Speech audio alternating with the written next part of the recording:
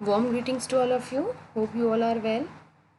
I welcomes you all in the third video of cost accounting introduction, and this is the last video of this topic.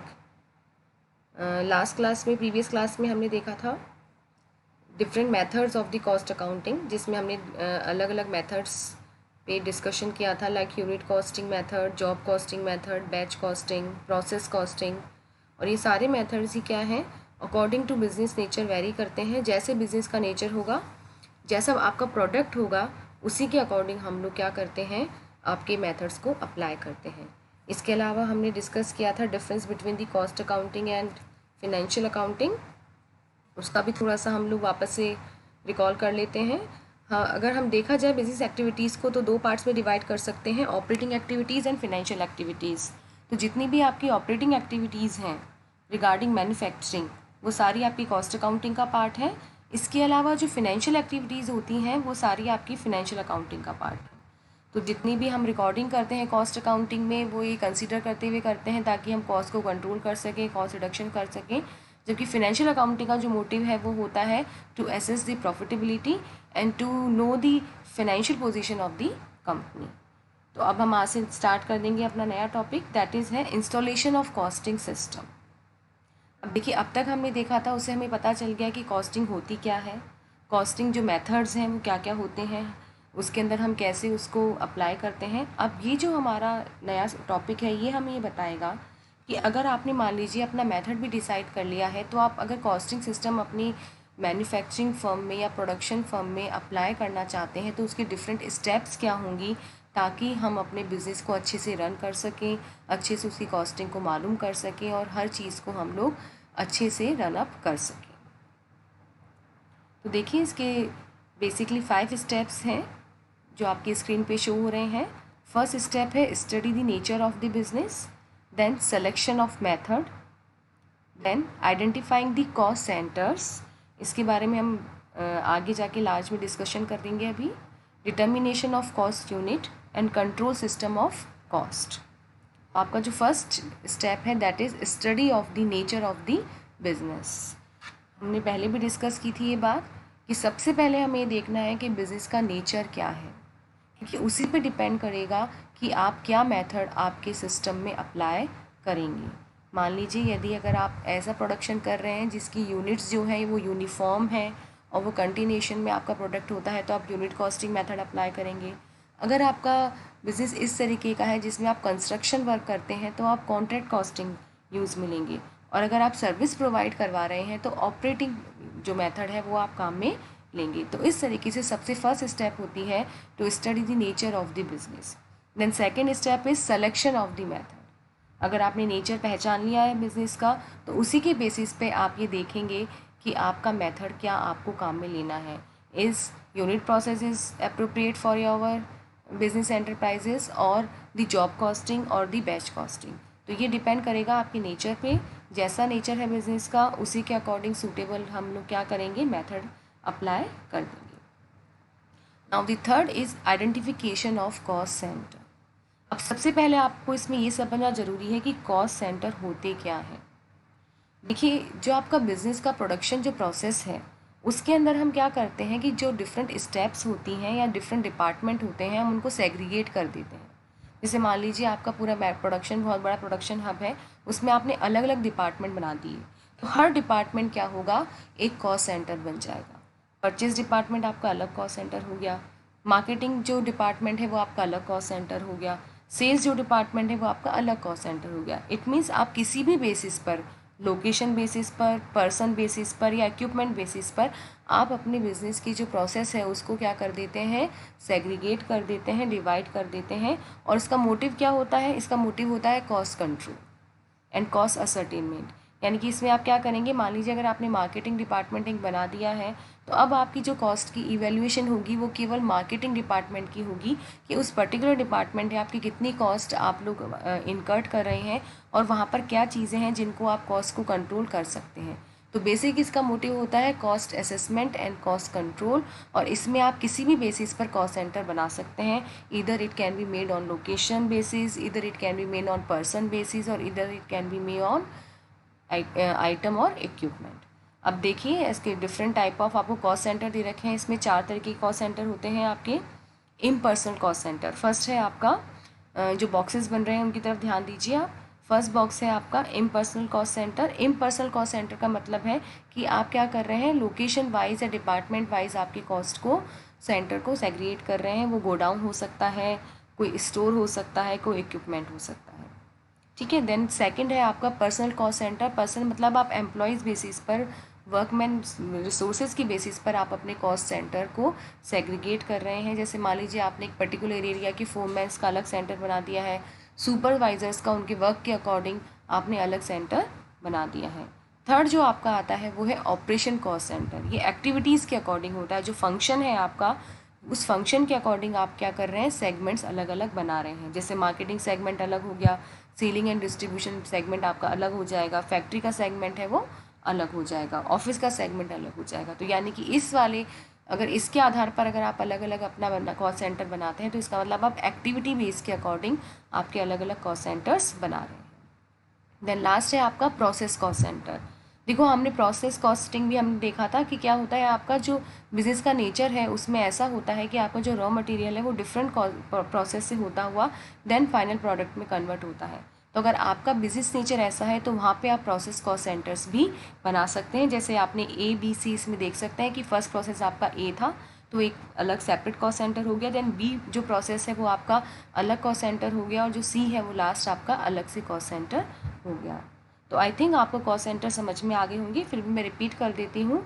When we segregate the different processes और different departments in different units, these called cost centres, और इनका motive होता है to assess the particular cost of the cost centre and to control their cost.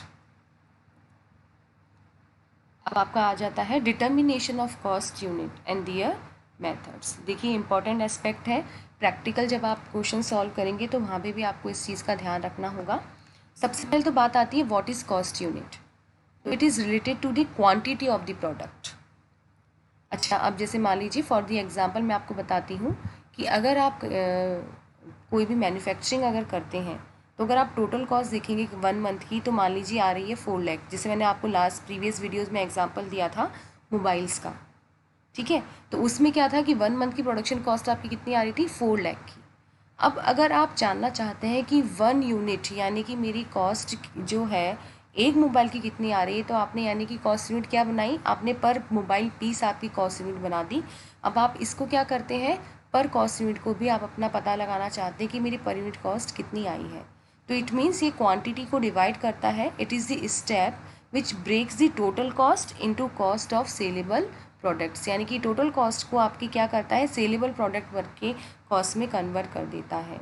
अब देखिए cost unit जो होती है बिजनेस नेचर पर डिपेंड करती हैं। हर बिजनेस की अपनी अलग कॉस्ट यूनिट होगी। मान लीजिए अगर आपकी सीमेंट इंडस्ट्री है तो सीमेंट इंडस्ट्री में आपका क्या होगा, यूनिट कॉस्टिंग मेथड अप्लाई होगा, और उसकी जो कॉस्ट यूनिट होगी वो होगी पर टन और पर बैग ऑफ सीमेंट। इसके अलावा मान लीजिए अगर जॉब कॉस्टिंग में देखते हैं तो वो इंडस्ट्री होगी आपकी रेडीमेड गारमेंट्स, तो इसमें आप नंबर्स कॉस्ट यूनिट बना सकते हैं, यानी how many number of shirts, how many number of mobiles, how many number of your particular product. Batch costing में आप लोग क्या करते हैं, पर टेलीविज़न सेट ले सकते हैं। तो इस तरीके से आप देखेंगे कि जितनी भी आपकी अलग अलग बिजनेसेस नेचर हैं उनके अकॉर्डिंग आपकी कॉस्ट यूनिट वेरी करती है। अब जैसे प्रोसेस कॉस्टिंग है, प्रोसेस कॉस्टिंग में आपकी किस तरीके की इंडस्ट्रीज़ आती हैं, केमिकल इंडस्ट्रीज़ आती हैं, तो उनके लिए आप कॉस्ट यूनिट क्या ले सकते हैं, पर टन, पर किलोग्राम, पर लीटर, पर गैलन एक्सेट्रा। ऑपरेटिंग कॉस्टिंग में आप लोग सर्विसेज प्रोवाइड करवाते हैं। अब जैसे मान लीजिए ट्रांसपोर्ट सर्विस है, आप ट्रांसपोर्ट सर्विस में कोई भी जो माल है आपका एक जगह से दूसरी जगह पर जा रहा है, तो अब इसमें क्या होगी, आपकी 2 कॉस्ट यूनिट एक साथ मर्ज हो जाएंगी। तो हम इसको बोलते हैं पर टन किलोमीटर, यानी कि टन भी आ रहा है और किलोमीटर भी आ रहा है। ऐसे आपकी अगर पैसेंजर ट्रांसपोर्ट है तो आपका हो जाएगा पर पैसेंजर किलोमीटर, ठीक है। अब इसके बाद आती है आपकी कॉन्ट्रैक्ट कॉस्टिंग। कॉन्ट्रैक्ट कॉस्टिंग में आपकी किस तरीके की इंडस्ट्रीज़ आ रही हैं, कंस्ट्रक्शन इंडस्ट्रीज़ आ रही हैं। तो इसके अंदर आपकी कॉस्ट यूनिट क्या हो जाएगी, पर बिल्डिंग पर ब्रिज, यानी कि जिससे भी आप अपने टोटल जो आपका प्रोडक्शन है उसको मेज़र करते हैं या आप क्वांटिटी को मेज़र करते हैं, that is call your cost unit, यानी कि एक तरीके से मेजरमेंट यूनिट है। अब आपकी नेक्स्ट स्टेप आती है इंस्टॉलेशन ऑफ कॉस्टिंग सिस्टम में कंट्रोल ऑफ कॉस्ट। देखिए सबसे इंपॉर्टेंट एस्पेक्ट है मैंने पहले ही बताया है आपको कि कॉस्ट अकाउंटिंग का जो बेसिक ऑब्जेक्ट है उसमें से एक ऑब्जेक्ट होता है आपका control of cost.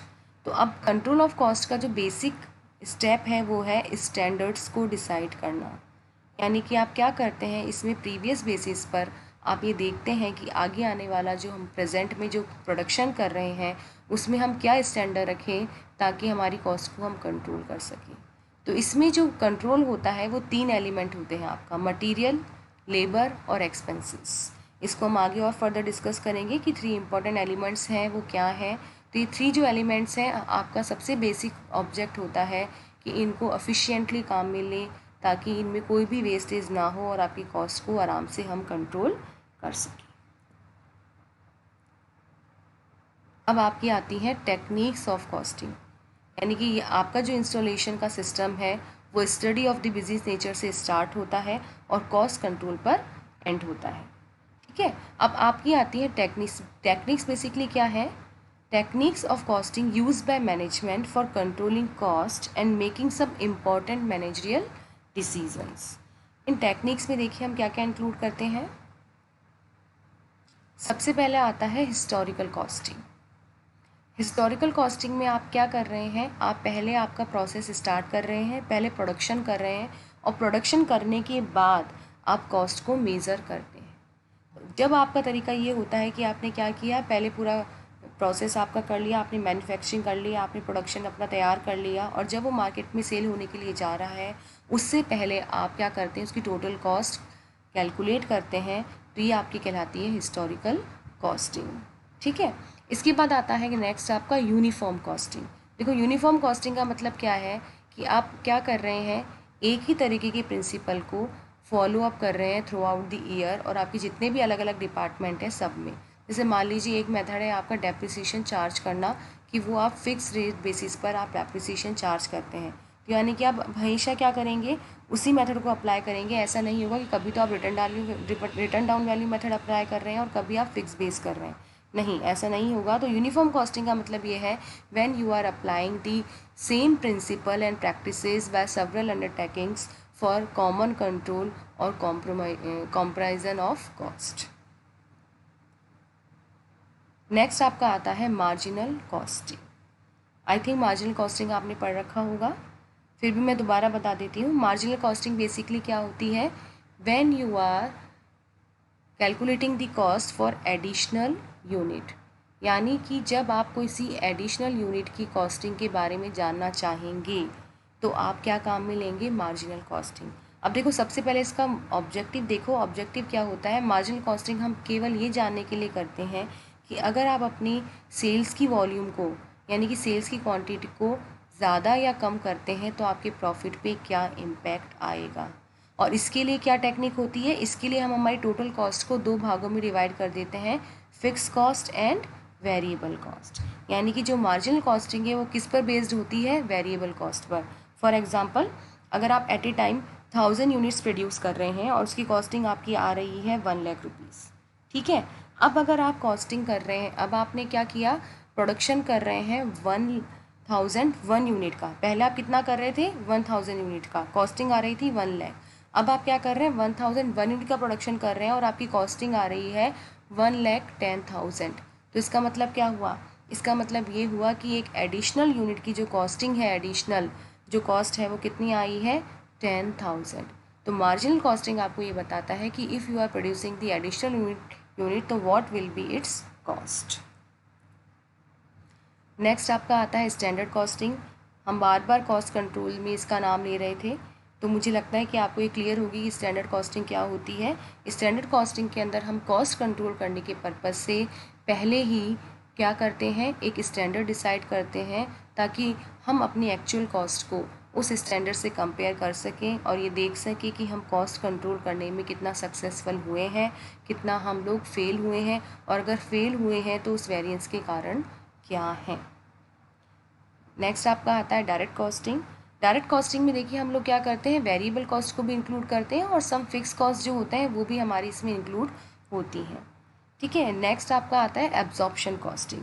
Absorption costing is the practice of charging of all cost both variable and fix to the operation.